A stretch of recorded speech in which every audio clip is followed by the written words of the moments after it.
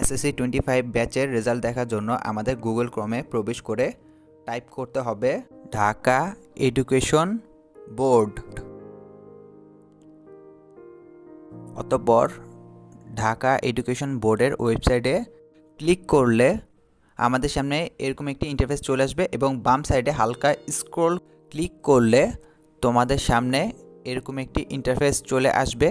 এখানে name of এক্সামিনেশনের জায়গায় তোমরা কিসের রেজাল্ট জানতে চাচ্ছ, এসএসসি, দাখিল বা যে শিক্ষা কারিকুলামের, সেটিতে ক্লিক করবে। যেহেতু আমরা এসএসসি রেজাল্ট বের করবো তাই আমরা এসএসসিতে ক্লিক করব।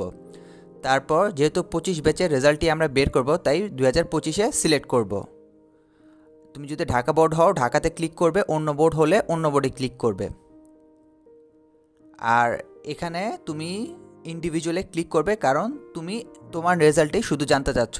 তারপর ঢাকা বোর্ডের আন্ডারে তোমার রোল নাম্বার কত বা চট্টগ্রাম বোর্ডের আন্ডারে রোল নাম্বার কত সেটি রোল নাম্বারের জায়গায় উল্লেখ করে এবং রেজিস্ট্রেশন নাম্বারটি তোমার বোর্ড অনুসারে পূরণ করে 4 ডিজিটের সংখ্যাটি লিখে ভিউ রেজাল্টে ক্লিক করলেই তোমরা তোমাদের কাঙ্ক্ষিত রেজাল্টটি জানতে পারবে। কারো কাছে যদি ভিডিওর স্টেপগুলো কঠিন মনে হয় কোনো সমস্যা নেই, আমি ভিডিওর নিচে ডেসক্রিপশন বক্সে লিঙ্ক দিয়ে রাখছি, তোমরা লিঙ্কে ক্লিক করেও চাইলে এই ফর্মটি ফিল আপ করে রেজাল্টটি জানতে পারবে।